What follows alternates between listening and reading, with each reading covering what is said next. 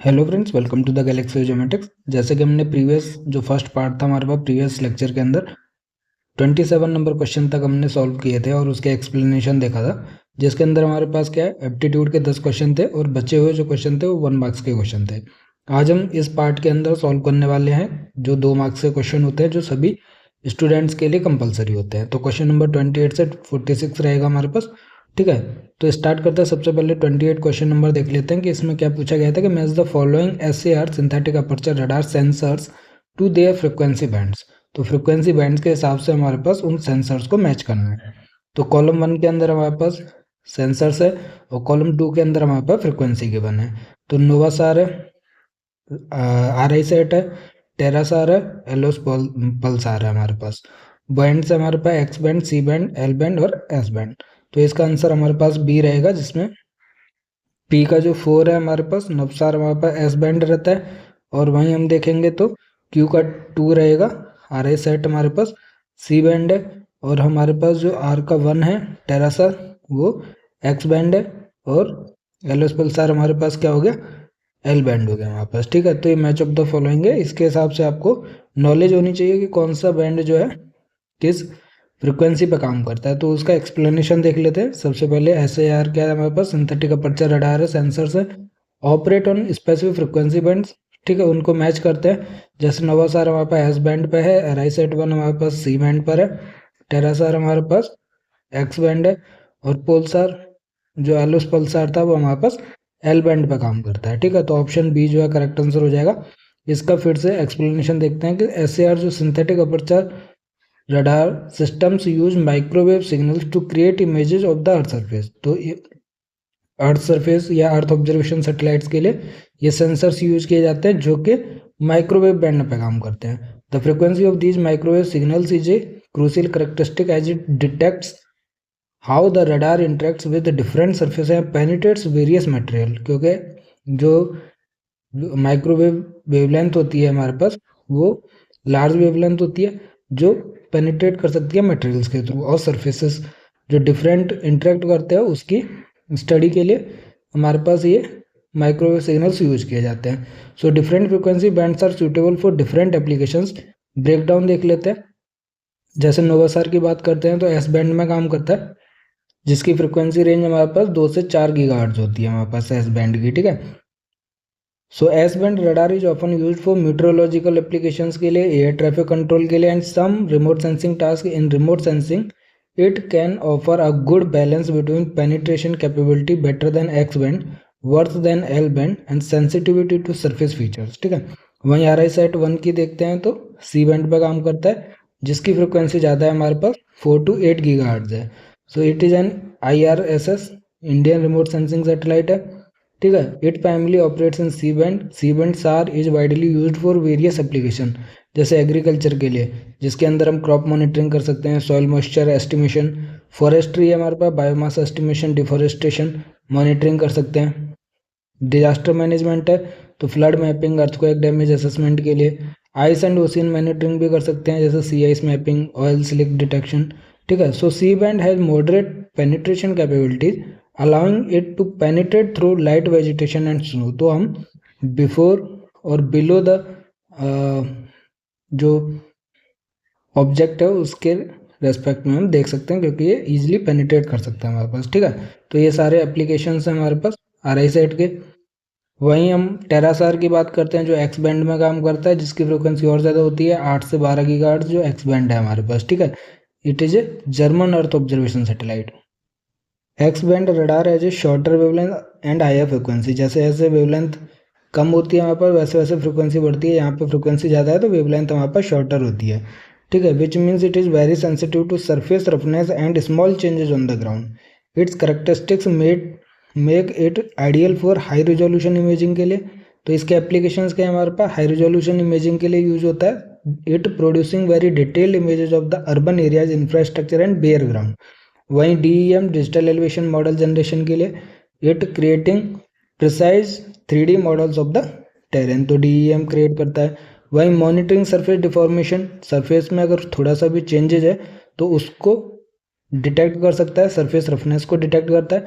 ठीक है, सो डिटेक्टिंग सबल ग्राउंड मूवमेंट्स फ्रॉम अर्थक्वेक और वॉल्केनिक एक्टिविटी। मैरीटाइम सर्विलेंस के लिए हम यूज कर सकते हैं कि detecting ships and oil spills. However x band has limited penetration through the vegetation of soil, उसके लिए हमारे पास क्या RI सेट था वेजिटेशन ऑफ सॉइल के लिए, ठीक है। तो डिफरेंट एप्लीकेशंस हैं डिफरेंट सेंसर्स के लिए, डिफरेंट फ्रिक्वेंसी रेंज के लिए।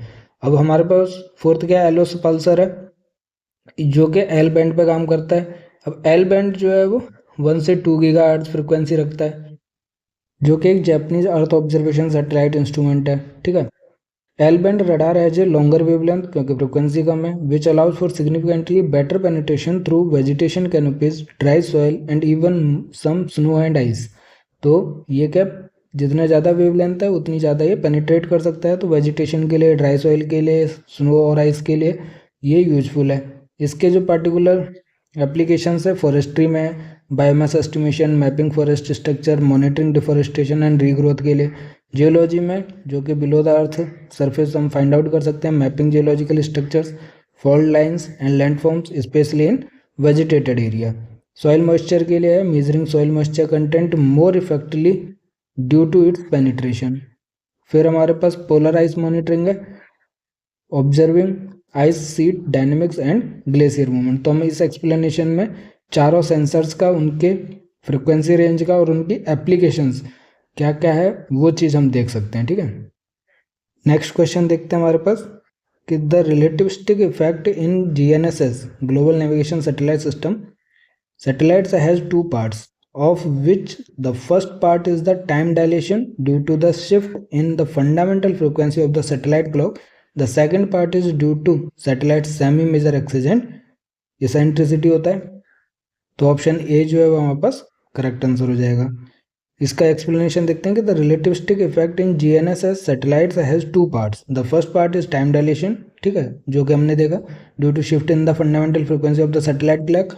और जो सेकंड है वो हमारे पास सेमी मेजर एक्सिस है और एक अननोन पैरामीटर जो कि इसेंट्रिसिटी होता है हमारे पास, ठीक है। तो इसका आप अच्छे से उसके बारे में और इन्फॉर्मेशन गैदर कर सकते हो कि स्पेशल रिलेटिविस्टिक टाइम डायलेशन क्या है कि due to the high speed of the satellites relative to an observer on earth their clocks run slower, ठीक है। रिलेटिविस्टिक इफेक्ट होता है हमारे पास, थियोरी ऑफ रिलेटिविटी से आप समझ सकते हो कि this effect is proportional to the square of the satellite's velocity and is primarily accounted for by the shift in the fundamental frequency of the satellite clock as mentioned in the problem। वहीं general relativistic gravitational time dilation है कि clocks in a weaker gravitational field run faster than clocks in a stronger gravitational field। So satellites orbit at a higher altitude where the Earth's gravitational pull is weaker compared to the Earth's surface, therefore their clocks run faster due to this effect। This effect is dependent on the gravitational potential which in turn depends on the satellite's orbital parameter। तो जितना ज़्यादा high satellites रहती है उसका क्या है, जो clocks रहती हैं वो हाई रन करती हैं क्योंकि ग्रेविटेशनल पुल कम होता है हमारे पास। तो ये general relativistic gravitational time dilation कहलाता है। अब क्वेश्चन में हमारे पास सेकंड पार्ट का पूछा है। एक तो हमें पता है कि सेमी मेजर एक्सिस है, दूसरा पैरामीटर क्या है हमारे पास, बेसिकली इसेंट्रिसिटी होता है। तो इसेंट्रिसिटी के बारे में देख लेते हैं कि the eccentricity of N orbit describes how much N orbit deviates from a perfect circle. Eccentricity होती है, जैसे कि हमें पता है कि अर्थ के एक इलिप्टिकल ऑर्बिट के अंदर वो अराउंड द अर्थ रिवॉल्व करती रहती हैं सैटेलाइट्स हमारी, ठीक है। तो कितना परफेक्ट सर्कल से डेविएट करता है वो इसेंट्रिसिटी कहलाता है। फॉर इलिप्टिकल ऑर्बिट्स जहाँ पे GNSS सैटेलाइट्स फॉलो करती हैं, the speed of satellite varies through out its orbit. तो जो मूवमेंट होती है यहाँ पर सैटेलाइट्स की वो वेरी करती है, उसकी स्पीड वेरी करती है। When the satellite is closer to the earth जो कि पेरिजी पे होती है, it moves faster and experience a stronger gravitational field, क्योंकि क्लॉक हमारे पास स्लोअर चलती है। वहीं when it is farther away at opposite it move slower and experience a weaker gravitational field. तो आप देखोगे कि जब अर्थ के अराउंड जो मूवमेंट है हमारे पास, तो पेरिजी और एपीजी होता है हमारे पास कि जितना ज़्यादा क्लोज पॉइंट होता है अर्थ के वो हमारे पास पेरिजी कहलाता है, वहाँ पर ज़्यादा ग्रेविटेशनल फील्ड होता है तो फास्टर मूव करती हैं। वहीं हम दूर की बात करते हैं अपोजी की, तो ये हमारे पास वीकर ग्रेविटेशनल फील्ड की वजह से स्लोअर मूव करती हैं। So both the spatial and general relativistic effects are dependent on the satellite's velocity and its distance from the Earth. The eccentricity in conjunction with the semi-major axis define the shape of the ellipse, and thus the variations in the distance and velocity which directly influence the relativistic time corrections. ठीक है, तो इसी की वजह से जो question में पूछा गया है हमारे पास कि the second part is due to satellite's semi major axis और इसेंट्रिसिटी, जो कि डिफाइन करता है हमारे पास टाइम डायलेशन को, क्योंकि वही हमारे पास क्या करता है, उसको एलिप्स को डिफाइन करता है हमारे पास, ठीक है, जो उसका ऑर्बिट रहता है. So specifically, the relativistic clock correction for an orbiting satellites include terms dependent on both the semi-major axis and the eccentricity. The general relativistic effect is dominant and results in the clocks running faster, while the spatial relativistic effects make them run slower. The combined effect has a dependency on the orbital parameters. For an elliptical orbit, the time dilation varies with the satellite's position, and their variation is directly related to the eccentricity. तो answer हमारे पास क्या है, ये हो जाएगा. वही inclination है, argument of पेरिजी है, और हमारे पास फोर्थ जो ऑप्शन है वो right ascension of ascending node है. तो उसके बारे में भी हमारे पास गिवन है. इंक्लिनेशन क्या है, it is the angle between the orbital parameter plane of the satellite and equatorial plane of the earth. While important for defining the satellite's coverage area, it does not directly influence the magnitude of the relativistic time dilation for a given altitude and velocity profile in the same way that eccentricity does. और argument of perigee की बात करते हैं तो this orbital element defines orientation of the ellipse in its orbital plane. ये क्या orientation को define करता है. It indicates the angle from the ascending node to the perigee. It affects the satellite's position but not the fundamental time dilation due to its speed और average gravitational potential directly in the same way as eccentricity.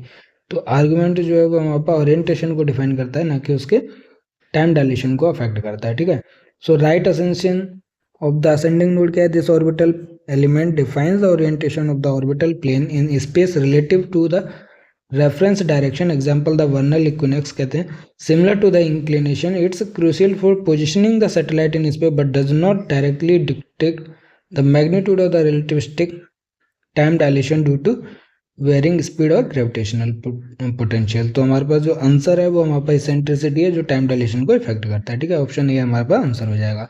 Next question देखते हैं कि ये country है 7 permanent global navigation satellite system stations covering its territory. Their surveying organisation generates a network solution after applying double differencing to the observations. These 7 permanent stations can view 5 to 10 common satellites at any given epoch. What is the range minimum or maximum of the number of independent double differenced observable possible. ठीक है, तो ये calculate करना है. तो हम numerical part पे बाद में जाएंगे, पहले हम थ्योरेटिकल पार्ट को समझ लेते हैं कि डबल डिफरेंसिंग क्या होता है. It is a technique used in GNSS data processing to eliminate or significantly reduce various error sources such as satellite clock errors, receiver clock errors, atmospheric delays जो कि एनोस्फेयर और ट्रोपोस्फेरिक लेयर की वजह से होता है. तो इन सभी एरर्स को क्या है एलिमिनेट और रिड्यूस करने के लिए ये एक टेक्निक है. ठीक है, जो प्रोसेसिंग में की जाती है. When we perform double differencing, we take differences between observations from two receivers at the same satellite, single difference, and then differences between single difference from two satellites to the same two receivers. वो double difference कहलाता है हमारे पास. ठीक है, तो इसमें दो रिसीवर और दो सैटेलाइट्स होते हैं. मान लीजिए दो रिसीवर है हमारे पास, ठीक है, और पहले एक सैटेलाइट से हमने जो ऑब्जर्वेशन ली, दो रिसीवर पे वो सिंगल डिफरेंस हो गया, उनके बीच का जो भी डिफरेंस आता है ऑब्जर्वेशन में. वहीं हमारे पास दूसरी सैटेलाइट से दोनों रिसीवर्स पे जो सेम रिसीवर्स रहेंगे, ठीक है, उनके बीच का जो सिंगल डिफरेंसेस रहेगा वो हमारे पास डबल डिफरेंस को डिफाइन करता है. ठीक है, तो दो सैटेलाइट्स के बेस पे और दो रिसीवर्स के बेस पे इसकी कैलकुलेशन होती है.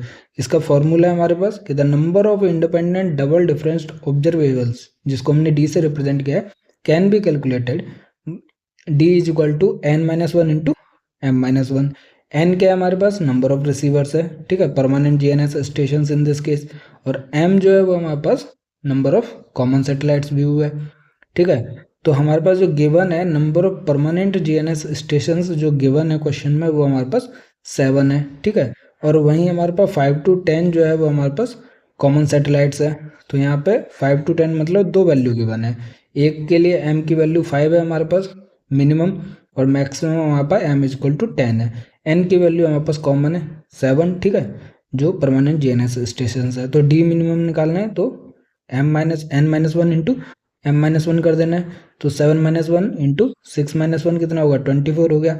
वहीं हम मैक्सिमम नंबर ऑफ ऑब्जर्वेशंस के लिए क्या नंबर ऑफ मैक्सिमम सैटेलाइट जो ऑब्जर्वेबल है m इज इक्वल टू 10 है, तो m-1 हो गया 9, और ये 7-1 मतलब 6 हो गया n-1, ठीक है, तो 54 हो गया। तो हमारे पास 24 मिनिमम आ गया आंसर, और मैक्सिमम हमारे पास 54 हो गया जब 10 हमारे पास विजिबल है। तो ऑप्शन डी हमारे पास करेक्ट आंसर हो जाएगा, ठीक है। इस तरीके से हम कैलकुलेट करते हैं। ये फॉर्मूला आपको याद रखना है डबल डिफरेंस ऑब्जर्वेबल्स के लिए, ठीक है। तो नेक्स्ट क्वेश्चन देखते हैं हमारे पास कि consider the nodes of a square grid A B C and D shown in the figure below where a certain parameter is measured. The distances between the points is also indicated in the same figure. For example, the value observed at point A पे 120 है, ठीक है, is indicated as A 120 and the distance between points A and B is 1 unit. इन दोनों के बीच में 1 unit है। और the value at point X computed using bilinear interpolation using the values at points A, B, C and D is। तो actually में हमारे पास x की value क्या रहेगी वो निकालनी है हमारे पास, ठीक है। तो a की 120 है, b की 200 है, c की 250 है, और d की हमारे पास फिर से 120, और इनके बीच का जो यूनिट डिफरेंस है स्क्वायर है, तो ये भी 1 यूनिट है, ये भी 1 यूनिट है, ठीक है, हर जगह 1 यूनिट है हमारे पास। और x का डिस्टेंस हमारे पास ए बी लाइन से और ए सी लाइन से गिवन है, ठीक है, 0.4 और 0.5 यूनिट्स। तो हमारे पास इंटरपोलेशन करना है, ठीक है। तो उसके लिए हम सबसे पहले एक फॉर्मूला देखेंगे इसमें, ठीक है, क्योंकि इसको हम बाइलिनियर इंटरपोलेशन से निकालेंगे एक्स की वैल्यू, ठीक है। तो सबसे पहले हमारे पास पॉइंट सी है, जो कि हमने ओरिजिन को माना 0 0, जिसकी वैल्यू हमारे पास 250 है, ठीक है।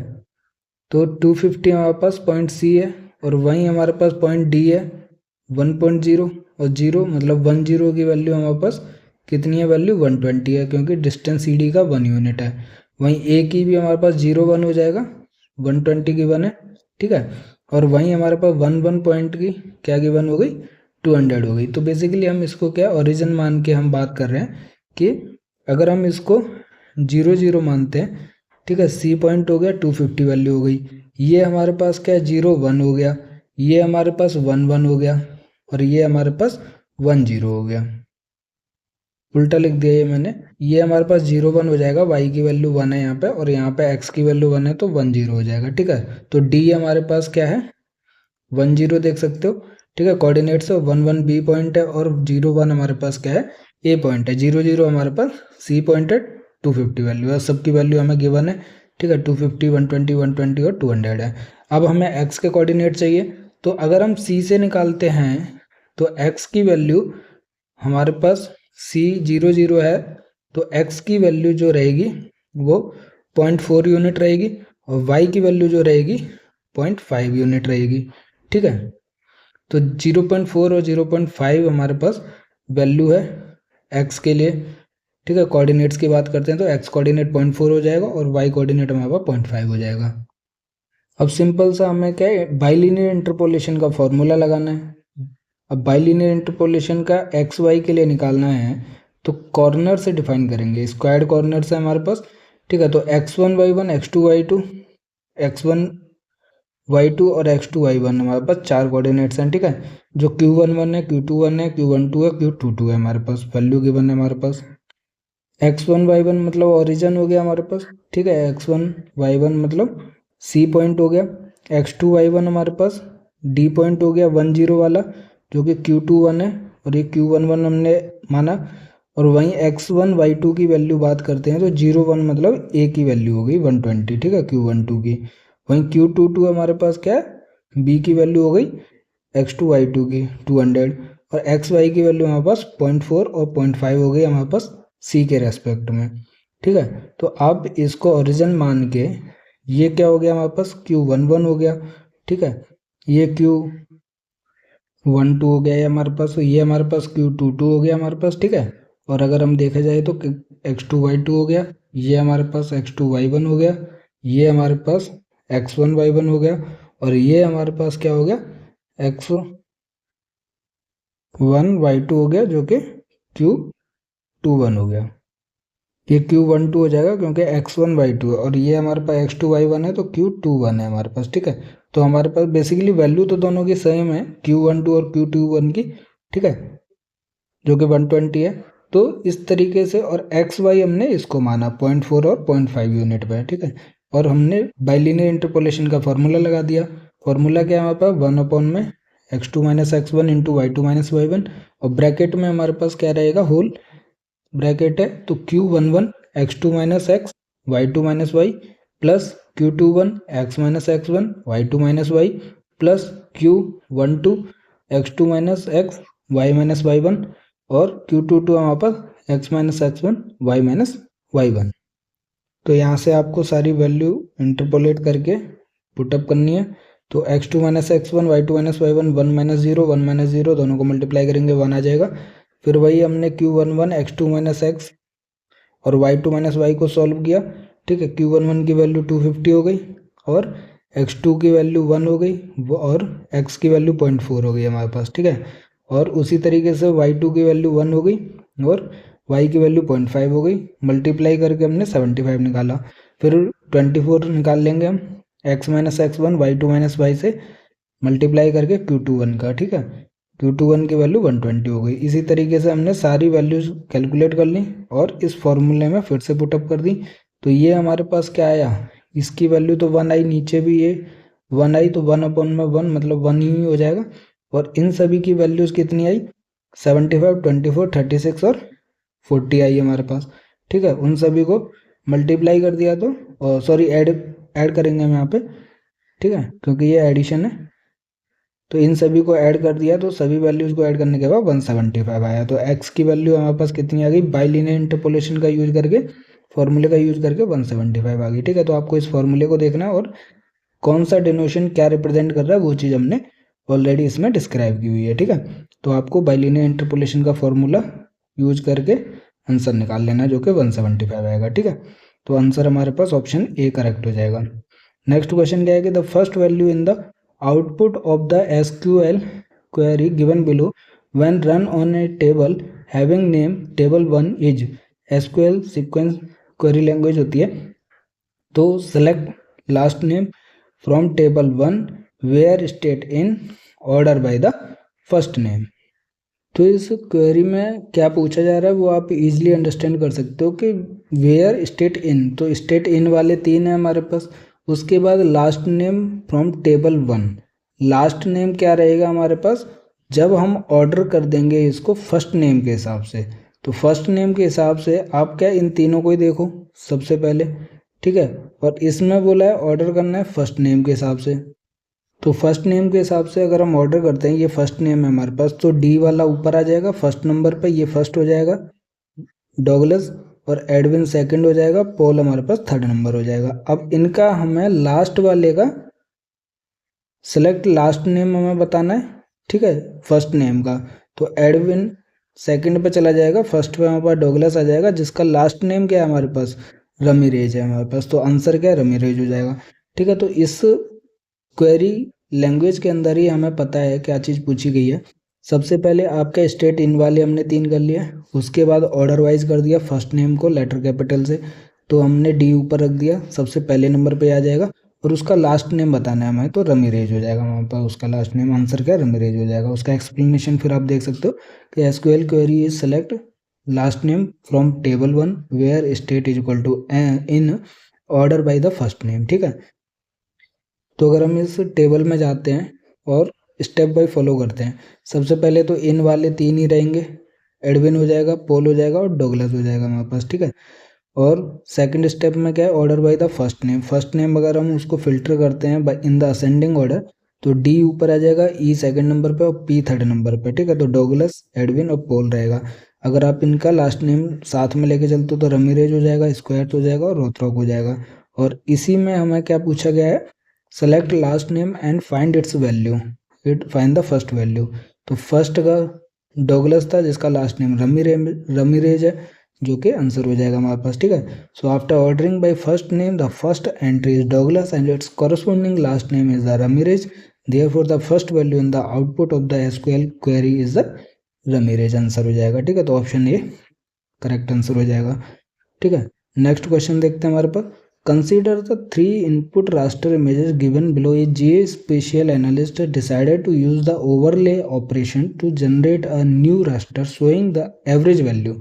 ठीक है, तो तीनों को क्या करना है, 1 2 3 जो इनपुट रास्टर है इनको ओवरले ऑपरेशन करना है और एवरेज वैल्यू यहाँ पर डिफाइन होगी। ठीक है, the value of the cells P Q R in the output raster क्या रहेंगी वो बतानी है हमें, एवरेज वैल्यू। तो सिंपल सा है हमारे पास, जब ओवरले करेंगे तो ऊपर की 3 मतलब जो वैल्यू है उनको फाइंड आउट करना है, मतलब सिंगल रो को फाइंड आउट करना है। ठीक है, अब इन सिंगल रो को क्या है, हम सिर्फ इनपुट की ऊपर वाली फर्स्ट रो को ही कंसीडर करेंगे। ठीक है, अब इनकी 3 वैल्यूज हैं, सबसे पी की वैल्यू निकालनी है, तो पहली जो पिक्सल है उन तीनों वैल्यूज का एवरेज करना है। एवरेज करेंगे तो 5 + 1 + 3 कितना होगा 9, एवरेज करने के लिए 3, तो 3 आ गया हमारे पास, तो पी की वैल्यू 3 आ गई। क्यू की बात करते हैं हमारे पास, तो सेकंड पिक्सल यूज की जाएगी, 2 + 3 + 4 कितना हो गया, फिर से 9 हो गया। एवरेज करना है बाई 3, 3 हो जाएगा।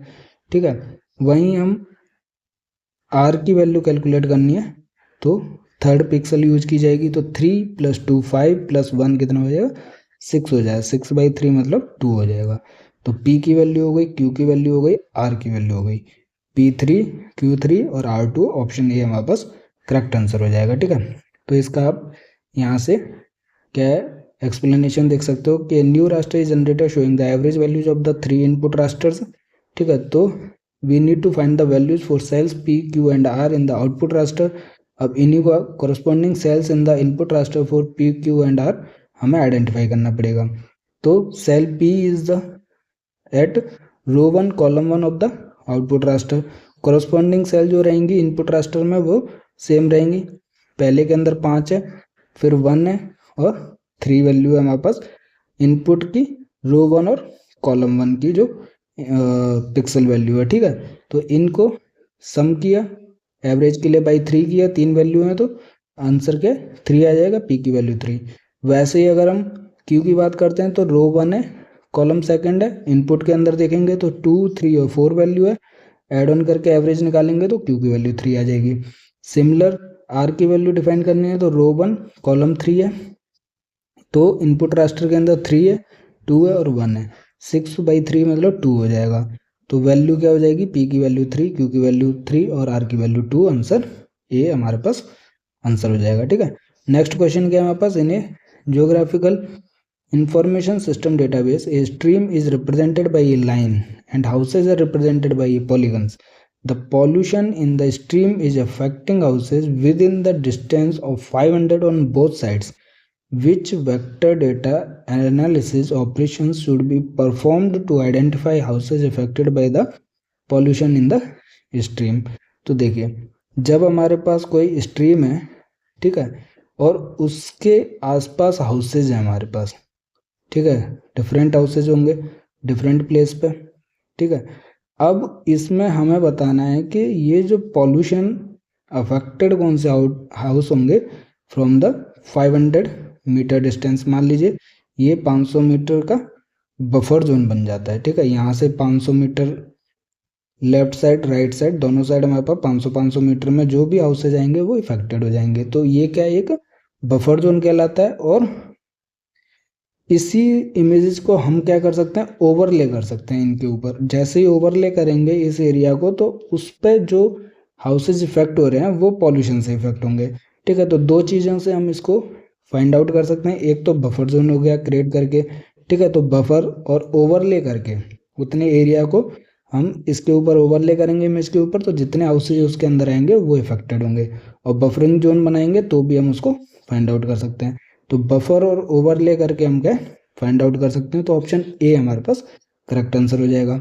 इसी का एक्सप्लेनेशन देख लेते हैं कि सबसे पहले identify the affected area since the pollution affects houses within a specific distance 500 metre from the stream, we need to create a zone around the stream. तो हम एक जोन क्रिएट करेंगे 500 मीटर डिस्टेंस पे, तो जिसको हम buffering process या operation कहते हैं। ठीक है, सो बफरिंग हम यूज कर सकते हैं। ए buffer operation creates a polygon around a given features, in this case the stream line at a specified distance. So a 500 meter buffer around the stream will define the polluted zone. ठीक है, उसके बाद identify houses within the affected area. तो जो भी उस buffer zone के अंदर हाउसेज आ रहे हैं वो अफेक्टेड हाउसेज हो जाएंगे। Once the polluted zone means a polygon is created, we need to find which houses also polygon fall within this zone. This involves combining the spatial information of the houses and the buffered stream area. The operation to achieve this is overlay. तो जिसके ऊपर वो buffer zone आ रहा है वो houses क्या हमारे पास affected हैं, तो ये क्या ओवरले हम कर रहे हैं। ठीक है, तो ये एक ऑपरेशन क्या ओवरले का है। ठीक है, स्पेसिफिकली एन इंटरसेक्ट और clip overlay operation will be suitable.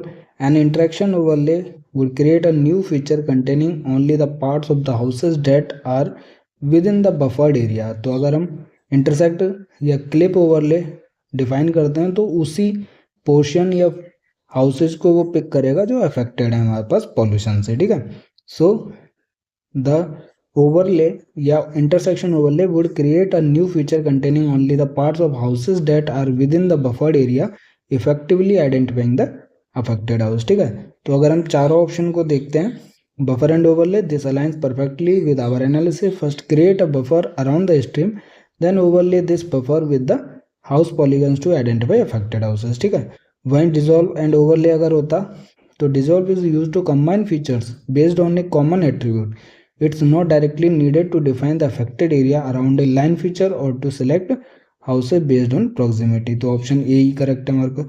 Buffer सिर्फ while buffering is the first step, it's not significant on its own. It only creates the pollution zone. It does not identify the houses within it. तो उसके लिए overlay perform करना पड़ता है। तो option C भी correct answer नहीं है। स्प्लिट की बात करते हैं, it is use to divide input features into multiple outputs based on split feature. It's not the primary operation to identify features within a certain proximity. Split भी use नहीं किया जा सकता। तो करेक्ट आंसर के लिए buffer the stream, buffer zone बनाना है, उसको ओवरले करना है, तो जो हाउसेज इफेक्टेड होंगे वो इंटरसेक्शन ओवरले से फाइंड आउट हो जाएंगे। ठीक है, तो ऑप्शन ए करेक्ट आंसर रहेगा। नेक्स्ट क्वेश्चन क्या गिवन है हमारे पास कि in a given weighted graph shown below what is the value of expression.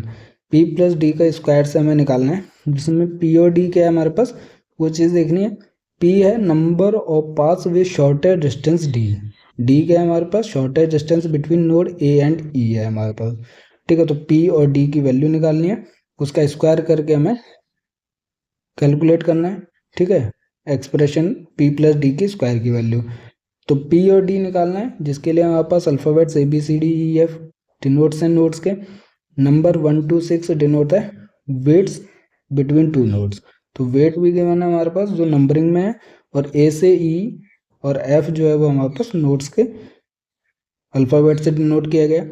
तो हमें पी और डी की वैल्यू निकालनी है। सबसे पहले डी क्या है shortest distance between node A and E, और उतना जो शॉर्टेस्ट डिस्टेंस होगा जितने भी नंबर ऑफ पार्ट्स रहेंगे वो पी से रिप्रेजेंट किए जाएंगे। ठीक है, वो वैल्यू क्या है पी की रहेगी, number of parts with shortest distance between node A and node E. ठीक है, तो अगर हमें ए नोड से ई नोड तक पहुंचना है तो देखिए एक ए है ये ई है, पाथ हमारे पास जो शॉर्टेस्ट वाला होगा, देखिए 3 + 3 6 हो गया, 1 + 5 6 हो गया, 2 पाथ हो गए।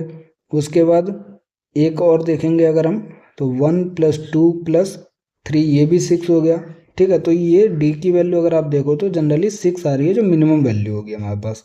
ठीक है, वैसे ए बी सी ई जा सकते हैं हम, पर उसका जो वैल्यू होगा 3 + 6 + 2 8 हो जाएगा, लेकिन ये 6 से ज़्यादा है, मिनिमम डिस्टेंस नहीं है, शॉर्टेस्ट डिस्टेंस नहीं है, इसलिए हम शॉर्टेस्ट डिस्टेंस वाले पाथ को ही मेजर कर रहे हैं। अगला पाथ हमारे पास क्या हो जाएगा ए डी एफ और ई जा सकते हैं हमारे पास, तो 1 + 2 + 3 वो भी 6 हो जाएगा। ठीक है, तो हमें अब तक कितने पाथ मिल गए, ए बी ई मिल गया एक पाथ, ए डी ई मिल गया 2 path, A D B E मिल गया 3 पाथ, ए डी एफ और ई 4 पाथ मिल गए हमारे पास।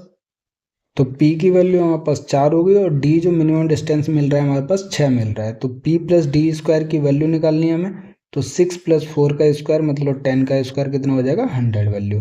ठीक है, तो ऑप्शन ए ही हमारे पास करेक्ट आंसर हो जाएगा। तो इसका सॉल्यूशन देख लेते हैं कि D is the shortest distance between A and E और P number of such paths, तो हमें P plus D square calculate करना है। तो नंबर ऑफ पाथ्स हमारे पास भी shortest distance between A and B with weight 6, मतलब डिस्टेंस उनके बीच का जो मिनिमम डिस्टेंस मिल रहा है हमें डी की वैल्यू 6 मिल रही है। ठीक है, अब नंबर ऑफ पाथ्स हमें फाइंड आउट करना है, A B A D A D B A D F E हो गया हमारे पास। तो पी की वैल्यू 4, डी की वैल्यू 6, पी प्लस डी का स्क्वायर 10 प्लस 6 प्लस 4 का स्क्वायर मतलब 10 का स्क्वायर 100 हो गया हमारे पास। आंसर ए करेक्ट आंसर हो गया। ठीक है, नेक्स्ट क्वेश्चन क्या है हमारे पास कि in a plane triangle the observed angles P Q and R assumed uncorrelated with given weights are given. तो हमारे पास वेट्स गिवन है और पी की वैल्यू, क्यू की वैल्यू और आर की वैल्यू विद रेस्पेक्टिव वेट्स हमें गिवन है। मोस्ट प्रोबेबल वैल्यू निकालनी है of these angles, P Q R की हमें मोस्ट प्रोबेबल वैल्यू निकालनी है। तो इस तरीके जो क्वेश्चन होते हैं मोस्ट प्रोबेबल वैल्यू कैलकुलेट करने के सिंपल होते हैं। अब इसमें ध्यान देने वाली बात यह है कि ये एक प्लेन ट्रायंगल गिवन है, मतलब कि ये जितने भी एंगल हैं वो हमारे पास प्लेन ट्रायंगल के हैं। तो एक कंडीशन इक्वेशन रहेगी हमारे पास कि sum of all three angles will be 180 degree. तो इसमें जो अननोन्स रहेंगे, दो अननोन रहेंगे, इसके लिए हमारे पास क्या है, दो नॉर्मल इक्वेशन बनानी पड़ेगी और तीसरी हमारे पास ऑलरेडी कंडीशन इक्वेशन से हम फाइंड आउट कर सकते हैं। तो इसका सॉल्यूशन देख लेते हैं। देखिए, पी की वैल्यू गिवन है, क्यू की वैल्यू गिवन है, आर की वैल्यू गिवन है, वेट गिवन है उनका। प्लेन ट्रायंगल की बात करते हैं तो P plus Q plus R is equal to 180 degree. R को हमने मान लिया, पी और क्यू को उधर ले गए तो 180 degree minus P plus Q. ठीक है, तो आर की वैल्यू कितनी गिवन है हमारे पास, 69 डिग्री 11 मिनट एंड 0 सेकेंड है।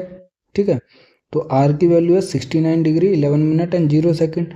और पी प्लस क्यू, जब हम इसको यहाँ पर अगर डायरेक्टली यहाँ से चलते हैं तो P plus Q is equal to कितना हो गया, 180 डिग्री माइनस आर हो गया हमारे पास। ठीक है, तो P plus Q is equal to 180 degree minus R की वैल्यू कितनी आ गई, 110 49 मिनट एंड 0 सेकेंड। ठीक है, तो पी की वैल्यू गिवन है, क्यू की वैल्यू गिवन है और आर मतलब पी प्लस क्यू की वैल्यू कितनी हो जाएगी, 110 49 0। तो तीन इक्वेशन हमने निकाली। जो आर का वेट रहेगा वही हमारे पास पी प्लस क्यू का वेट रहेगा। तो दो अननोन हो गए हमारे पास। नई ऑब्जर्वेशन इक्वेशन से दो नॉर्मल इक्वेशन बनानी पड़ेंगी, एक पी के लिए एक क्यू के लिए। तो पी के लिए हमारे पास एक ये इक्वेशन आएगी और दूसरी है, क्योंकि इसके अंदर पी गिवन है। क्यू के लिए हमारे पास एक ये इक्वेशन आएगी और एक ये आएगी हमारे पास। ठीक है, नॉर्मल इक्वेशन बनानी है हमें। तो नॉर्मल इक्वेशन फॉर पी की बात करते हैं तो सबसे पहले पी की वैल्यू आ गई। ठीक है, और पी प्लस क्यू वाली आ गई हमारे पास और वेट 1 1 गिवन है दोनों का, इसलिए सेम टू सेम आ गया हमारे पास। ठीक है, अब इन दोनों को ऐड करके 2p प्लस क्यू की वैल्यू मिल गई, एक इक्वेशन मिल गई साइमल्टेनियसली। वहीं हम नॉर्मल इक्वेशन फॉर क्यू निकालते हैं। क्यू के लिए बनाएंगे जिसका वेट गिवन है 2, तो 2q हो जाएगा हमारे पास, क्योंकि वेट से मल्टीप्लाई होता है, अगर कॉफिशेंट होता तो कॉफिशेंट से ही मल्टीप्लाई होता है। ठीक है, तो ये मैंने अपने मैथमेटिक्स के लेक्चर सीरीज के अंदर ऑलरेडी इससे रिलेटेड न्यूमेरिकल और जो भी कॉन्सेप्ट है वो समझा रखा है मैंने। ठीक है, तो यहाँ पे मैं बता रहा हूँ कि वेट गिवन है तो वेट से मल्टीप्लाई हो गया। अगर वहीं कोई कॉफिशेंट होता हमारे पास, मान लीजिए 2q की वैल्यू गिवन होती तो वेट 2 से भी मल्टीप्लाई होता और इसके कॉफिशेंट से भी मल्टीप्लाई होता। ठीक है, तो इस तरीके से मोस्ट प्रोबेबल वैल्यू या फिर नॉर्मल इक्वेशन रिटर्न की जाती है। तो यहाँ पे सिर्फ वेट गिवन है तो 2 से वेट से मल्टीप्लाई कर दिया, क्यू की जगह 2q हो गया। ठीक है, तो जो क्यू की वैल्यू थी 2 से मल्टीप्लाई करके इतना आ गया और नीचे वाले का वेट गिवन था सिर्फ w इज इक्वल टू 1, तो p प्लस क्यू सेम रहेगा, 1 से मल्टीप्लाई करके भी सेम आएगा। ठीक है, तो p प्लस 3q की वैल्यू हमारे पास इन दोनों को ऐड करके आ गई। तो हमारे पास दो इक्वेशन बन गई, 2p plus Q is equal to इतना और p plus 3q is equal to 251 degree 49 minute 02 second. इन दोनों नॉर्मल इक्वेशन से जो साइमल्टेनियस इक्वेशन आई उन दोनों को सॉल्व करना है आपको। ठीक है, तो अगर सॉल्व करना है तो सिंपल है, आप इसको पहले वाली से माइनस करने पर जो वैल्यू मिलेगी, मतलब हमने इसको 2 से मल्टीप्लाई कर दिया, पहली वाली को 1 से मल्टीप्लाई कर दिया तो 2p प्लस क्यू रहा और नीचे वाला 2p प्लस 6q हो गया और ये 2 से मल्टीप्लाई करके नीचे वाली इक्वेशन को पहले वाली से माइनस किया तो माइनस का 5q और ये माइनस का 352 डिग्री 30 मिनट एंड 02 सेकेंड आ गया। ठीक है, मतलब नीचे वाली में से ऊपर वाला माइनस कर दिया क्योंकि ये वैल्यू बड़ी है, बस नेगेटिव साइन आ जाएगा, नेगेटिव नेगेटिव पॉजिटिव साइन हो जाएगा। क्यू की वैल्यू आपको मिल जाएगी इसको सॉल्व करके। ठीक है, ये 5 नीचे चला गया तो 70 degree 30 minute and 0.4 second Q की वैल्यू आ गई। क्यू की वैल्यू निकाल के हमने इन दोनों इक्वेशन में से किसी एक इक्वेशन में पुट कर दी। हमने क्या किया, पहले वाली इक्वेशन में पुट किया तो पी की वैल्यू हमें 40 डिग्री 19 मिनट 0.8 सेकंड मिल गई सॉल्व करके, ठीक है।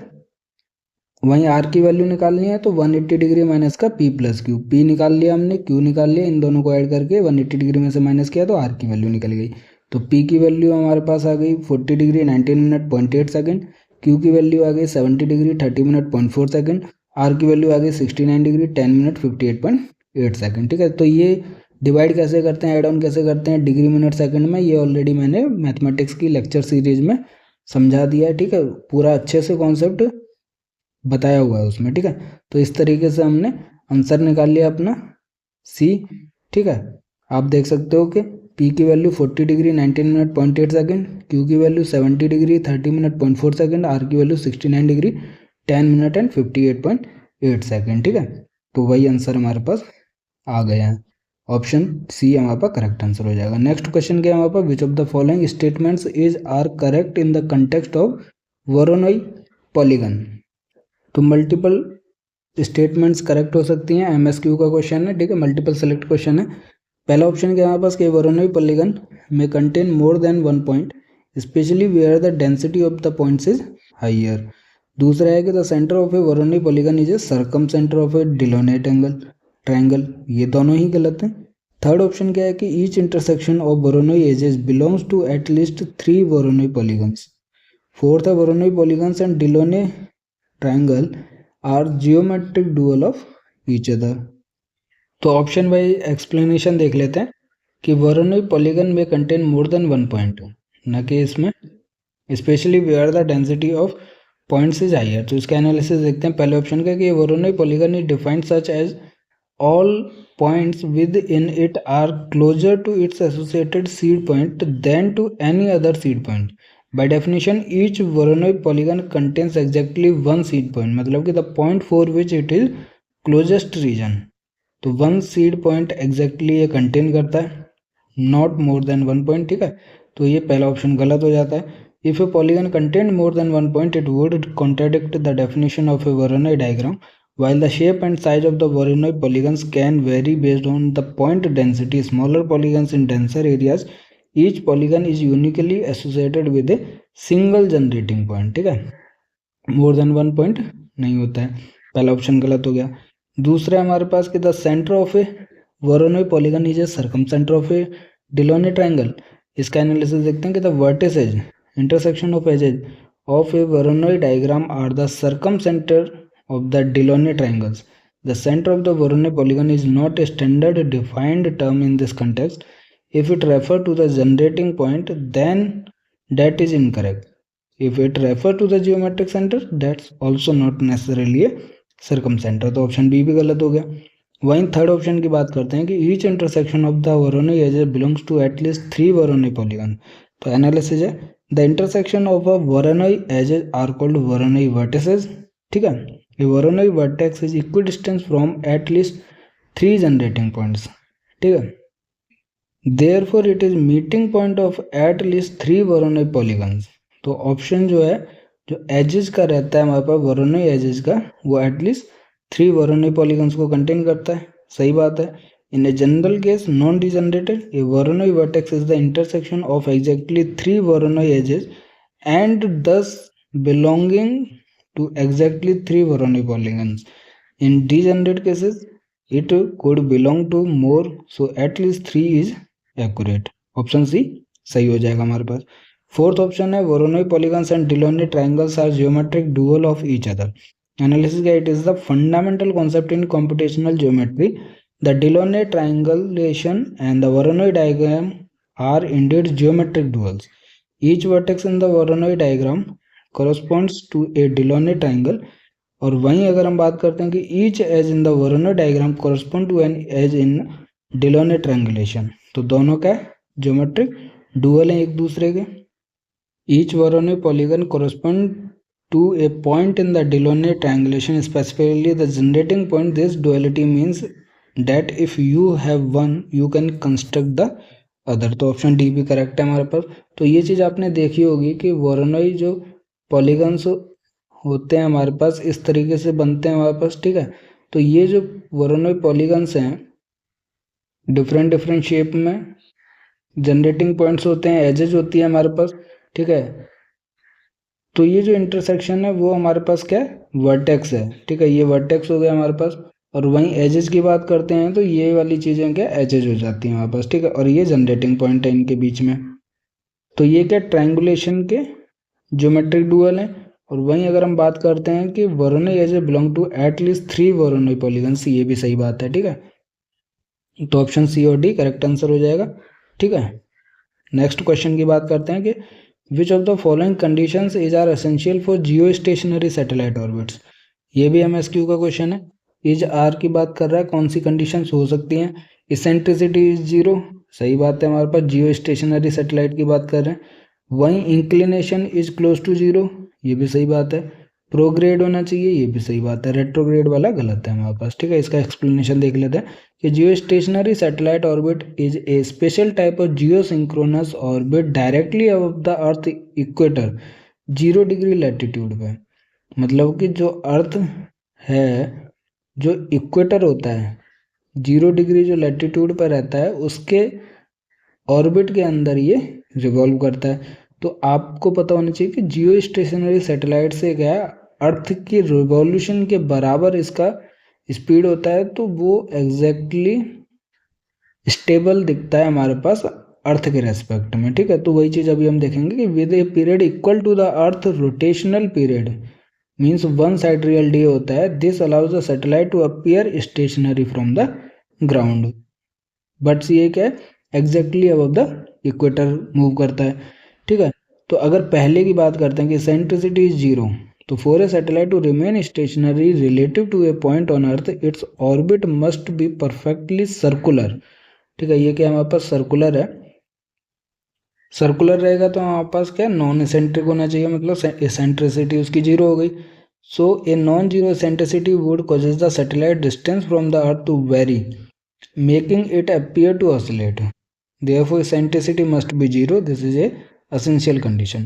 वहीं दूसरा क्या था कि inclination is close to zero. अगर जियो स्टेशनरी ऑर्बिट है तो वो इक्वेटोरियल प्लेन में मूव करती है, तो उसका क्या है इंक्लिनेशन भी हमारे पास लगभग जीरो रहता है हमारे पास, ठीक है। So if there is any inclination the satellite would appear to move north and south of the equator from a ground observer's perspective, while practically it might be close to zero due to minor perturbations and station keeping maneuvers. Ideally and fundamentally, for a truly geostationary orbit the inclination must be zero. तो exactly above the equator के लिए जो कि move ना करे north और south में, inclination भी यहाँ पर क्लोज टू या मस्ट भी जीरो होना चाहिए, ठीक है। तो ये भी एसेंशियल कंडीशन होती है। तो ऑप्शन बी भी करेक्ट हो गया। थर्ड की बात करते हैं प्रोग्रेड की। तो a prograde orbit is one where the satellite moves in the same direction as the earth rotation. तो प्रोग्रेड का मतलब है कि जो सैटेलाइट मूव करती है, अब जैसे मैंने बताया कि स्टेशनरी होता है, अगर आप अर्थ के किसी भी पोर्शन से ऑब्जर्व करते हो उस सैटेलाइट को, तो वो स्टेशनरी मूव करती है, मतलब कि वो ग्राउंड जो ऑब्जर्वर होता है वो सेम लोकेशन पर देखता है, ठीक है। तो ये prograde orbit is one where the satellite moves in the same direction. तो डायरेक्शन भी हमारे पास सेम रहती है जो अर्थ की रोटेशन रहती है। तो अर्थ की रोटेशन हमारे पास वेस्ट टू ईस्ट होती है हमारे पास, तो वो जो मूवमेंट है वो भी हमारे पास वेस्ट टू ईस्ट रहती है, जो कि प्रोग्रेड कहलाती है। For a geostationary satellite to appear stationary it must orbit in the same direction and at the same angular velocity as the earth rotation. तो वेलोसिटी भी हमारे पास सेम रहती है, सेम डायरेक्शन भी रहती है, जिससे कि वो स्टेशनरी अपीयर हो हमारे पास, ठीक है। तो जिसको हम प्रोग्रेड कहते हैं। और रेट्रोग्रेड उसका अपोजिट होता है, तो वो हमारे पास कंडीशन एसेंशियल नहीं होती है। तो रेट्रोग्रेड क्या है कि retrograde orbit is one where the satellite moves in the opposite direction to the earth rotation. तो गलत हो जाएगा, हमारे पास स्टेशनरी ऑब्जर्व नहीं रहेगा, वो जियो स्टेशनरी सैटेलाइट्स नहीं होती है हमारे पास, ठीक है। So if a satellite were in the retrograde orbit, it moved against the earth rotation and could not appear stationary. Therefore, retrograde is not essential condition. ठीक है, it's opposite to our required. तो eccentricity is zero, inclination is zero, prograde motion होना चाहिए। ये 3 essential condition है हमारे पास जियो stationery satellites के लिए। तो ऑप्शंस ए बी सी हमारे पास करेक्ट है, ठीक है। नेक्स्ट क्वेश्चन क्या है हमारे पास, कि two adjacent angles A and B have been observed with the following mean value and correlation matrix. ये हमारे पास मैट्रिक्स गिवन है, कोरिलेशन मैट्रिक्स, और ए और बी की वैल्यू गिवन है हमारे पास उसके एरर के साथ, ठीक है। Standard division of the sum of the estimated angles A और बी विल क्या रहेगा हमारे पास वो बतानी है। ये हमारे पास वैल्यू है, ठीक है, जो हाइड हो गया इसमें, और ये विल है हमारे पास, ठीक है। तो जैसा कि हमें जो गिवन है पहले वो देख लेते हैं कि ए की वैल्यू गिवन है, बी की वैल्यू गिवन है, इसके साथ हमारे पास उसके स्टैंडर्ड एरर्स जो हैं 10 सेकंड और 20 सेकंड, सिग्मा ए और सिग्मा बी गिवन है हमारे पास। वहीं कोरिलेशन मैट्रिक्स से हम देख सकते हैं कि जो उनका कोरिलेशन कोफिशिएंट है वो हमारे पास कितना हो गया, 0.6 हो गया, क्योंकि अगर आप कोरिलेशन मैट्रिक्स देखोगे तो वेरिएंस ऑफ ए हो जाएगा हमारे पास सिग्मा ए का स्क्वायर, ये सिग्मा बी का स्क्वायर हो जाएगा, और ये इन दोनों के बीच का जो कोरिलेशन कोफिशिएंट है सिग्मा ए बी वो हो जाएगा, ठीक है। तो अगर आप इसको कंपेयर करोगे तो सिग्मा ए बी की वैल्यू कितनी हो गई, जो कोरिलेशन कोफिशिएंट है इन दोनों के बीच का 0.6 हो गया, ठीक है। तो यही तीन चीज़ें चाहिए बेसिकली हमें निकालना है, क्या, standard deviation of the sum of the estimated angle, मतलब कि सिग्मा ए प्लस बी निकालना है हमें। सिग्मा ए प्लस बी निकालने के लिए हमारे पास क्या रहेगा, जो स्टैंडर्ड डेविएशन होता है अलग अलग ऑब्जर्वेशन का, उसका variance sigma A square plus sigma B square, variance क्या होता है, स्टैंडर्ड डेविएशन का स्क्वायर होता है, प्लस का 2 times of sigma A, sigma B और सिग्मा ए बी हमारे पास रहेगा। सिग्मा ए बी की जगह मैं यहाँ पर रो ए बी कर देता हूँ, ठीक है, जो कि 0.6 वैल्यू है हमारे पास, ठीक है।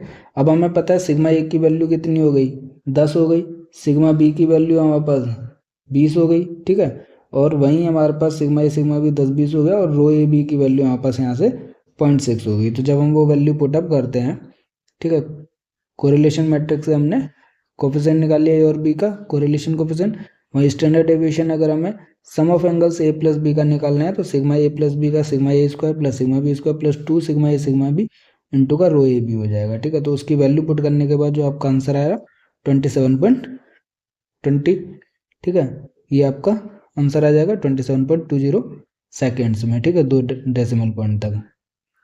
तो हमारे पास 39 का आंसर आ जाएगा 27.20।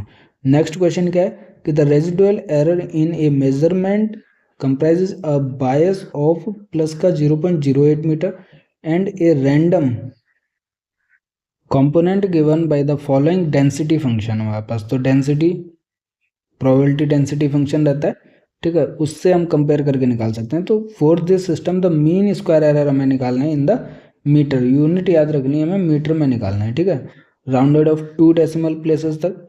अब देखिए इस क्वेश्चन में सबसे पहले जो गिवन है बायस रेजिडुअल एरर गिवन है 0.08 मीटर, डेंसिटी फंक्शन जो रहता है हमारे पास, ठीक है, वो प्रोबेबिलिटी डेंसिटी फंक्शन से हम कंपेयर करेंगे, लेकिन जो गिवन है हमारे पास F X equal to 1/0.15 exponential of minus का एक्स स्क्वायर अपॉन में 0.0072 पर मीटर है हमारे पास। रूट मीन स्क्वायर बेसिकली होता क्या है, बायस का स्क्वायर जो गिवन है हमारे पास प्लस का वेरिएंस का वैल्यू, ठीक है, ये स्टैंडर्ड डेविएशन का स्क्वायर होता है। तो हमें इसी सिग्मा स्क्वायर की वैल्यू हमें इस प्रोबेबिलिटी डेंसिटी फंक्शन से, जो कि 1 में सिग्मा रूट 2 पाई ई की पावर माइनस एक्स माइनस का म्यू जो मीन वैल्यू होती है उसका स्क्वायर अपॉन में 2 सिग्मा स्क्वायर, ये चीज़ फॉर्मूला आपने देखा होगा, ठीक है, प्रोबेबिलिटी डेंसिटी फंक्शन का 1 में सिग्मा रूट 2 पाई ई की पावर माइनस का एक्स माइनस म्यू का स्क्वायर, ठीक है, अपॉन में 2 सिग्मा स्क्वायर वैल्यू होती है। अब इस फंक्शन को आप इससे कंपैरिजन करोगे तो सिग्मा स्क्वायर की वैल्यू मिलेगी आपको।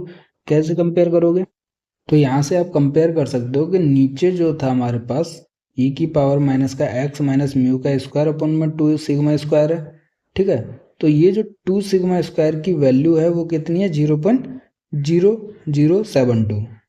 तो यहाँ से हम सिग्मा स्क्वायर की वैल्यू कैलकुलेट कर सकते हैं, ठीक है। तो वही चीज़ हमने यहाँ पे कंपैरिजन के बाद सिग्मा स्क्वायर की वैल्यू 0.0036 हो गया, और यहाँ पे वैल्यू पुट कर दी हमने बायस की वैल्यू 0.08 का स्क्वायर प्लस का सिग्मा स्क्वायर की वैल्यू 0.0036, तो 0.01 हो गया। इसका आप स्क्वायर रूट निकालोगे तो 0.1 हो जाएगा, रूट मीन स्क्वायर, और वैल्यू ये जो आएगी वो मीटर के अंदर आएगी, ठीक है।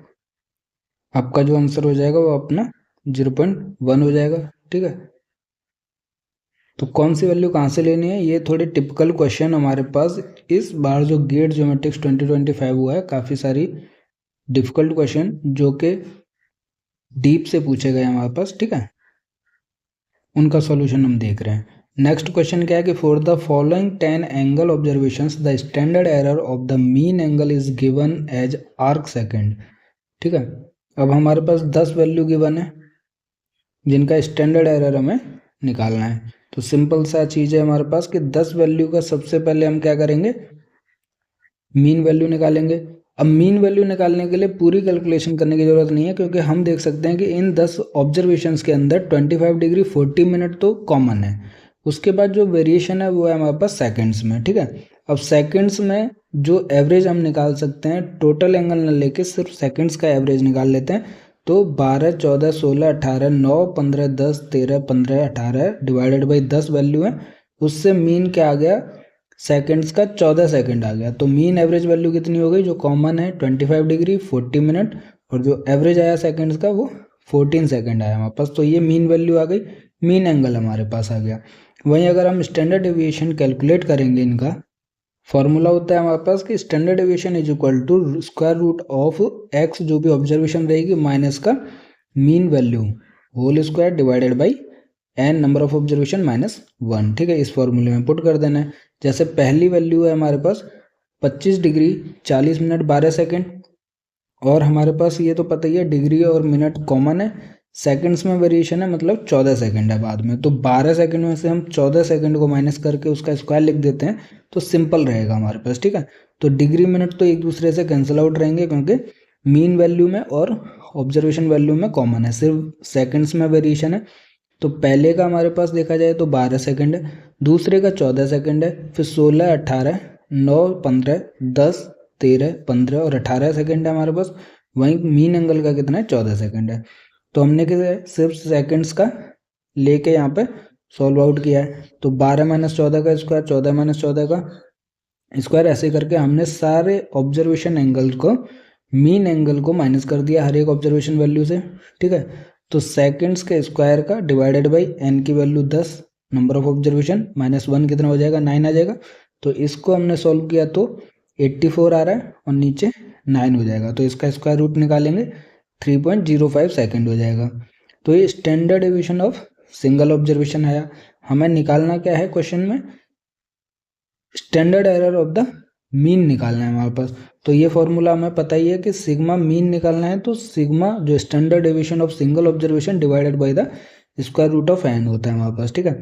एन की वैल्यू 10 है यहाँ पे, तो उसको सॉल्व कर देना है। तो sigma M is equal to sigma by root N, sigma की वैल्यू हमने 3.05 निकाल लिया, divided by the root N, मतलब कि 0.97 सेकेंड आ जाएगा सॉल्व करने के लिए, ठीक है। सॉल्व करने के बाद तो आप देखोगे जो रेंज गिवन है वापस गेट ऑप्शन में, गेट के आंसर में वो 0.95 से 0.98 है। तो आंसर हमारे पास कितना आया, 0.97 सेकेंड आया हमारे पास, ठीक है। ठीक है, तो नेक्स्ट क्वेश्चन देखते हैं हमारे पास कि the velocity of a satellite moving in a circular orbit at a height of 1000 kilometre है हमारे पास, ठीक है। तो कुछ चीज़ें हाइड हो रखी हैं, वो मैं करेक्ट करके PDF अपलोड करूँगा जब, तो ये चीज़ें करेक्ट कर दूंगा।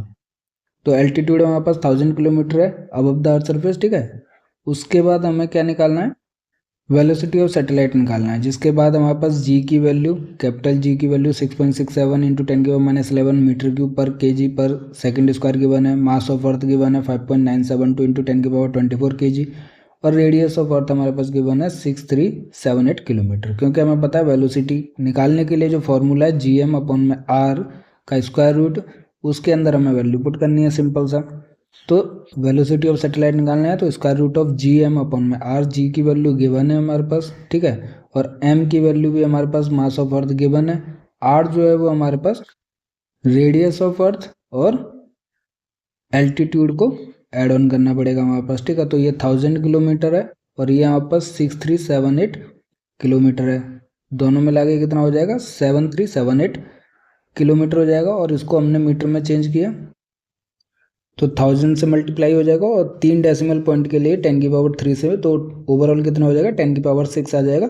7.378 इंटू 10⁻6 मीटर लिख सकते हैं हम 7378 किलोमीटर को, ठीक है। 10³ मीटर के लिए और 10³ हमारे पास किसके लिए, डेसिमल पॉइंट के लिए, ठीक है। तो 10⁶ हो गया।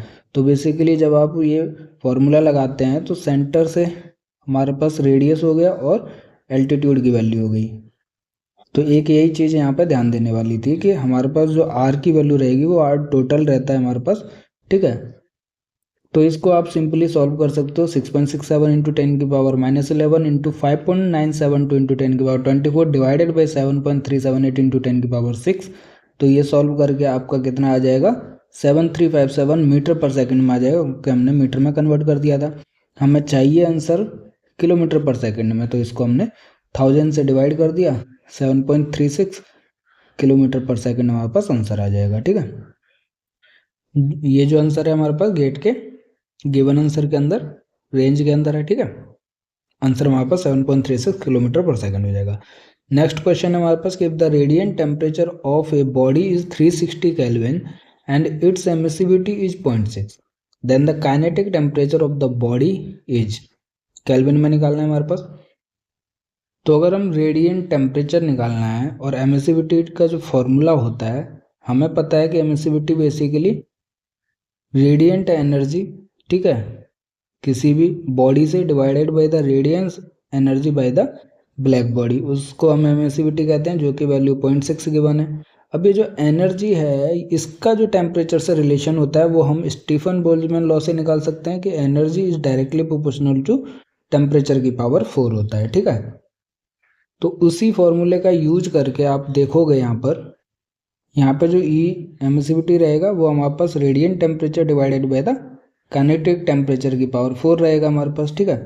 तो अगर देखा जाए तो ई की power 1/4 is equal to T R upon में टी के, और टी के की वैल्यू निकालनी है हमारे पास, तो टी के ऊपर चला जाएगा और ये नीचे आ जाएगा। तो T K means kinetic temperature is equal to radiant temperature divided by the emissivity की पावर 1/4, ठीक है। तो यहाँ पे वैल्यू हमने पुट कर दी, 360 केल्विन में ही निकालना है हमें, तो आंसर भी केल्विन में आएगा। और ये 0.6 की पावर 1/4, इसको सॉल्व किया हमने तो 409 केल्विन आ जाएगा हमारे पास, ठीक है। तो आंसर हमारे पास 409 केल्विन आ जाएगा। उसके बाद नेक्स्ट क्वेश्चन है कि energy carried by a part of short wave infrared ray at 1000 nanometre wavelength is, electron volt में निकालना है हमारे पास एनर्जी को, जिसकी वेवलेंथ हमारे पास क्या है 1000 नैनोमीटर है, और एच की वैल्यू हमें पता है, प्लैंक्स कांस्टेंट है 6.626 इंटू 10⁻34 जूल सेकेंड। एक जूल हमारे पास इलेक्ट्रॉन वोल्ट में चाहिए, तो जूल सेकेंड को, जूल की जो वैल्यू है हमारे पास 6.242 इंटू 10⁻18 इलेक्ट्रॉन वोल्ट होता है, ठीक है। तो उससे मल्टीप्लाई कर देंगे तो हमें इलेक्ट्रॉन वोल्ट में मिल जाएगा। और सी की वैल्यू 3 इंटू 10⁻8 मीटर पर सेकंड होती है, सब गिवन है हमारे पास। फॉर्मूला हमारे पास सिंपल है, E is equal to S C upon में लैम्डा होता है, लैम्डा वेवलेंथ है, एच और सी की वैल्यू गिवन है। एच है हमारे पास 6.626 इंटू 10⁻34 जूल को कन्वर्ट कर दिया मल्टीप्लाई करके 6.242 इंटू 10⁻18, और मीटर पर सेकंड में हमारे पास 3 इंटू 10⁸, ठीक है। पर सेकंड और सेकंड कर जाएगा, आंसर जो आएगा वो इलेक्ट्रॉन वोल्ट में आएगा, क्योंकि हमने ये जो वेवलेंथ है वो भी मीटर में पुट किया है। 1000 नैनोमीटर मीन्स 1000 इंटू 10⁻⁹, ठीक है। तो मीटर ऊपर हमारे पास क्या बचा था, इसका मीटर बचा हुआ था पर सेकंड, और इसका हमारे पास जूल सेकंड का इलेक्ट्रॉन वोल्ट सेकंड बचेगा, सेकंड सेकंड कर जाता है मीटर मीटर, तो इलेक्ट्रॉन वोल्ट में आंसर आ जाएगा। यूनिट पे भी आपको ध्यान देना है, क्योंकि यूनिट की वजह से ही काफ़ी आंसर आते हुए भी गलत हो जाते हैं, ठीक है। आंसर हमारे पास इलेक्ट्रॉन वोल्ट में पूछा है, तो इलेक्ट्रॉन वोल्ट में हम आंसर दे सकते हैं ईजिली, क्योंकि सारी चीज़ें गिवन है क्वेश्चन के अंदर। बस फॉर्मूला सिंपल सा लगाना है, E is equal to S C upon में लैम्डा जो होता है, जो हम बचपन से पढ़ते हुए आ रहे हैं। E is equal to H nu मतलब फ्रिक्वेंसी हो गया, फ्रिक्वेंसी को कन्वर्ट किया सी बाई लैम्डा में, क्योंकि हमें पता है कि speed of light is equal to nu into lambda होता है, ठीक है। तो इसको सॉल्व करने के बाद आपका आंसर आ जाएगा 1.24 इलेक्ट्रॉन वोल्ट, ठीक है। तो आंसर जो हो गया 1.24 इलेक्ट्रॉन वोल्ट हो गया। तो नेक्स्ट क्वेश्चन क्या है हमारे पास कि the scattering matrix for a fully polarimetric synthetic aperture radar pixel is given below. The C11 element of the covariance matrix computed with 1/1 window will be, जिसमें आयोटा की वैल्यू हमारे पास कितनी होती है, स्क्वायर रूट ऑफ -1 होती है, ठीक है। तो इस मैट्रिक्स से हमें क्या निकालना है, C11 एलिमेंट निकालना है, और C11 हमें पता है कि 1/1 विंडो के लिए कोवेरियंस मैट्रिक्स का ये जो वैल्यू है C11 के लिए, जो इसका रहेगा SHH अगर हम इसको मानते हैं, तो इसका जो सिमेट्रिक रहता है उससे मल्टीप्लाई करने पे हमें निकल जाएगा C11 की वैल्यू। ठीक है, तो ये SHH कितना हो गया 0.1 प्लस का 0.5 आयोटा, और वहीं हमारे पास इसका मैट्रिक्स कितना हो जाएगा सिमेट्रिक वैल्यू 0.1 माइनस का 0.5 आयोटा। तो इसका देखोगे आप सॉल्व करने के बाद 0.1 का स्क्वायर ए स्क्वायर माइनस का बी स्क्वायर हो जाएगा, और आयोटा स्क्वायर की वैल्यू कितनी हो गई हमारे पास -1 के इक्वल हो गई, क्योंकि आयोटा की वैल्यू √-1 है, आयोटा स्क्वायर की वैल्यू -1 हो जाएगी। ठीक है, तो -1 ये प्लस हो जाएगा, तो 0.1 स्क्वायर प्लस का 0.5 स्क्वायर हो जाएगा। ठीक है, तो उसी को सॉल्व करके कितना आ गया 0.01 प्लस का 0.25, मतलब कि 0.26 वैल्यू हमारे पास आंसर हो जाएगी।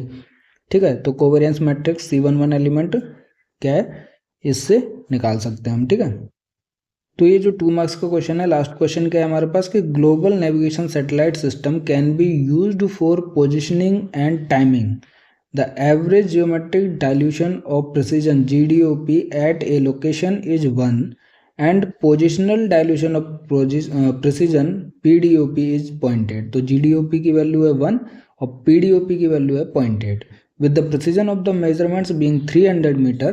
The achieved precision of timing में हमें बतानी है नैनो सेकंड के अंदर। ठीक है, और वेलोसिटी ऑफ स्पीड कितनी है 3 × 10⁸ मीटर पर सेकंड है।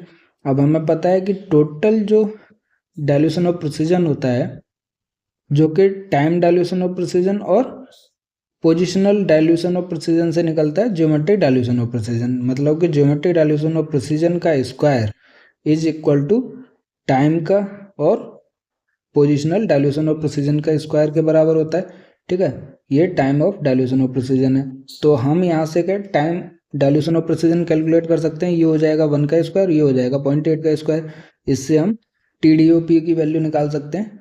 ठीक है, यहाँ से हमने वैल्यू कैलकुलेट करके 0.6 आ गया, और हमारे पास डिस्टेंस गिवन है, तो ऑलरेडी टाइमिंग एरर की वजह से जो आ रहा है वो 180 मीटर हो जाएगा, क्योंकि प्रिसीजन की वैल्यू कितनी है आप यहाँ पे देखोगे तो precision of the measurement 300 metre है हमारे पास, और उससे हमारे पास 0.6 निकला, तो 0.6 × 300 मीटर मतलब कि 180 मीटर हमारे पास इससे निकल रहा है टाइमिंग का जो एरर है। और डिवाइडेड बाई अगर उसका वेलोसिटी से निकालते हैं 3 × 10⁸ मीटर पर सेकंड ऊपर चला जाएगा, सेकंड में आ जाएगा हमारे पास, तो 180 अपॉन में 3 × 10⁸ से हम डिवाइड करेंगे तो 6 × 10⁻7 सेकंड हो जाएगा। नैनो सेकंड में निकालना है, मतलब कि और हम 10 की वैल्यू 2 मतलब 100 से मल्टीप्लाई कर सकते हैं।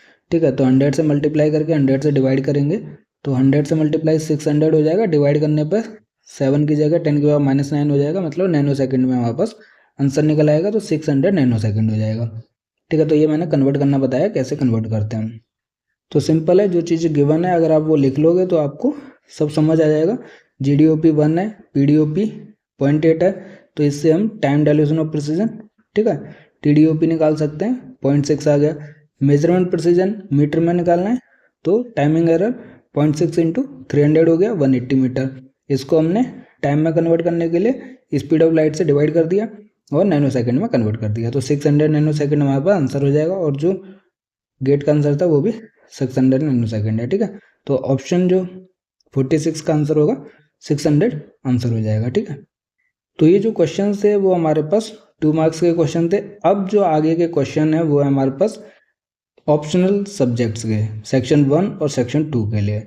अब हमें पता है कि 47 से 54 जो है वो 1 मार्क्स के रहेंगे, और 55 से 65 जो रहेगा वो 2 मार्क्स का रहेगा, मतलब कि टोटल 30 मार्क्स का जो आगे का पेपर है वो सेक्शन 1 के लिए रहेगा। और वहीं अगले जो क्वेश्चन 84 तक रहेंगे 66 से लेके, वो हमारे पास 30 मार्क्स के रहेंगे, वो सेक्शन 2 के लिए रहेंगे। ठीक है, जो कि हम नेक्स्ट वीडियो के अंदर सॉल्व करेंगे, एक एक सेक्शन को एक वीडियो के अंदर सॉल्व करेंगे। ठीक है, तो आज के जो भी क्वेश्चंस हमने सॉल्व किए उसमें कुछ डिफरेंट कॉन्सेप्ट रखते हैं जो पहली बार हमने देखे, जिसकी नॉलेज हमें डीप तक होनी चाहिए। इस टाइप के क्वेश्चन भी हमारे पास गेट 2025 में पूछे गए थे। तो आज की वीडियो में अगर कोई भी डाउट है तो आप हमें कमेंट कर सकते हैं, और जो भी गलतियां इसमें मैंने आपको बताई हैं, कुछ चीज़ें जो हाइड हुई हैं वो मैं जब PDF अपलोड करूँगा, सारे वीडियोज़ 84 क्वेश्चंस तक जब सॉल्यूशन मिल जाएगा आपको, उसके बाद मैं अपने यूट्यूब और टेलीग्राम व्हाट्सएप चैनल पर जो PDF फ्रीली अपलोड करूँगा उसमें मैं ये चीज़ें सही कर दूंगा। ठीक है, तो आज की वीडियो में अगर कोई भी डाउट है किसी भी क्वेश्चन को लेके, आप हमें वीडियो के ऊपर कमेंट कर सकते हैं। टेलीग्राम व्हाट्सएप चैनल पर ज्वाइन होकर वहाँ पर मैसेज कर सकते हैं, जिसका लिंक जो है वीडियो के डिस्क्रिप्शन में आपको मिल जाएगा। ठीक है, तो कोई भी डाउट नहीं रखना है, जो भी है फ्रीली पूछना है। और वीडियो पसंद आया तो लाइक कीजिए, दोस्तों के साथ ज़्यादा से ज़्यादा शेयर कीजिए, और अपनी गेट ज्योमेट्रिक्स की तैयारी जो रेगुलरली हमारे पास वीडियोज़ ज्योमेट्रिक्स चैनल के ऊपर अपलोड हो रही हैं, ज्योमेट्रिक्स गैलेक्सी के ऊपर, आप उनको फॉलो कर सकते हो। ठीक है, तो आप पढ़ते रहिए, हंसते रहिए, मुस्कुराते रहिए। मिलते हैं नेक्स्ट वीडियो के अंदर। Thank you.